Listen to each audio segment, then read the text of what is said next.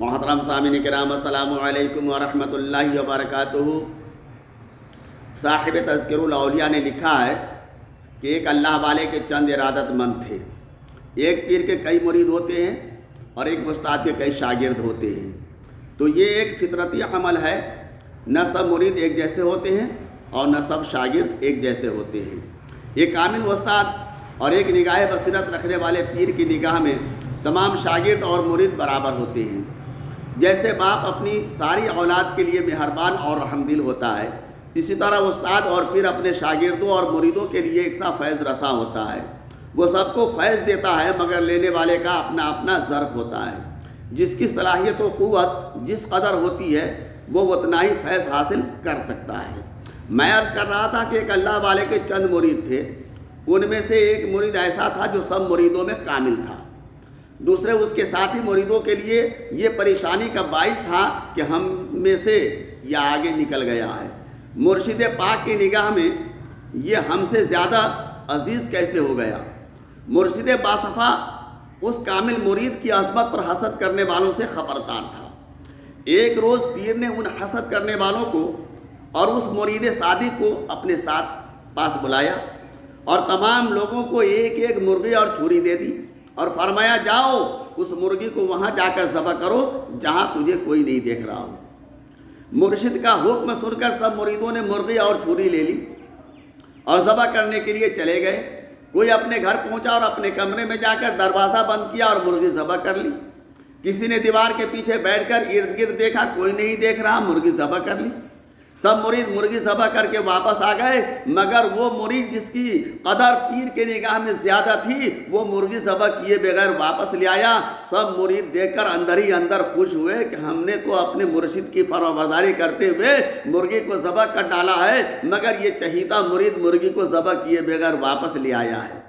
مرشد کامل نے ذبح کرنے والوں سے پوچھا، بھائی تم نے مرغی ذبح کر لی؟ انہوں نے عرض کیا، جی حضور۔ فرمایا، کہاں کی؟ ایک نے کہا بند کمرے میں، دوسرے نے کہا ایک دیوار کے پیچھے۔ غرض کے سب نے کہیں نہ کہیں پہنچ کر مرغی کو ذبح کر ڈالا۔ پھر ذبح نہ کرنے والوں سے پوچھا، بھائی تو نے مرغی ذبح کیوں نہیں کی؟ اس نے عرض کیا، حضور والا آپ نے فرمایا تھا کہ مرغی وہاں ذبح کرنا جہاں کوئی نہ دیکھے۔ میں جہاں بھی گیا مجھے میرا خالق و مالک دیکھ رہا تھا، جدھر دیکھتا ہوں ادھر تو ہی تو ہے۔ اللہ فرماتا ہے، وَلِلَّهِ الْمَشْرِقُ وَالْمَغْرِبُ فَأَيْنَمَا تُوَلُّوا فَثَمَّ وَجْهُ اللَّهِ۔ مشرق اور مغرب اللہ کے لیے ہیں، تو جدھر تم رخ کرو ادھر خدا کی ذات ہے، جدھر دیکھتا ہوں ادھر تو ہی تو ہے۔ اللہ فرماتا ہے، وَفِي أَنفُسِكُمْ أَفَلَا تُبْصِرُونَ، اور خود تمہارے نفوس میں ہے تو کیا تم دیکھتے ہو؟ وَهُوَ مَعَكُمْ أَيْنَمَا كُنْتُمْ، تم جہاں کہیں ہو وہ تمہارے ساتھ ہے۔ اللہ تبارک و تعالیٰ اپنے پیارے محبوب سے فرماتا ہے کہ اے میرے محبوب صلی اللہ تعالیٰ علیہ وسلم، اگر میرے بندے تجھ سے میرا پتہ پوچھے تو انہیں فرما دینا کہ میں ان کے قریب ہوں، اور مجھے پکار کر دیکھے تو انہیں میری قربت کا پتہ چل جائے گا۔ اس لیے اجیب دعوت الداع اذا دعان، جب کوئی مجھے پکارتا ہے تو میں اس کی دعا قبول کرتا ہوں۔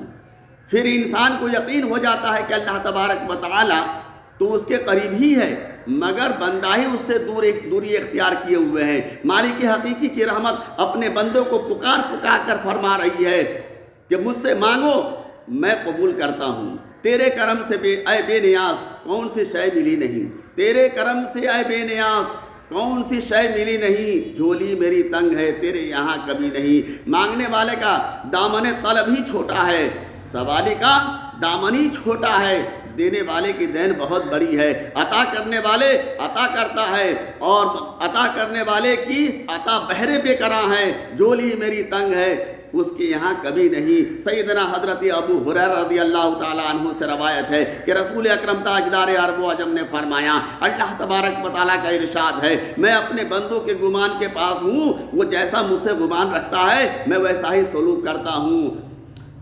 اللہ تبارک و تعالیٰ اپنے علم و قدرت کے لحاظ سے ہر شے کے ساتھ جلوہ گر ہے، مگر خاص نزدیکی اور قربت اس عادت مند کو حاصل ہوتی ہے جو دعا مانگتا ہے۔ مالک سے مانگنے والے کی جھولی یقیناً بھر دی جاتی ہے، مگر یہ سب سے بڑا انعام ہے جو سوالی کو اللہ تبارک و تعالیٰ کے دربار سے حاصل ہوتا ہے۔ اس خالق دو جہاں رب العالمین کی قربت حضوری حاصل ہو جاتی ہے۔ اس لیے نبی اکرم تاجدار عرب و عجم کا فرمان ہے کہ اللہ تبارک و تعالیٰ کے نزدیک دعا سے بڑھ کر کوئی چیز بزرگ تر نہیں ہے۔ سیدنا سلمان فارسی رضی اللہ تعالیٰ عنہ فرماتے ہیں کہ رسول اکرم تاجدار عرب و عجم نے فرمایا قضا کو دعا کے علاوہ کوئی چیز نہیں لوٹاتی۔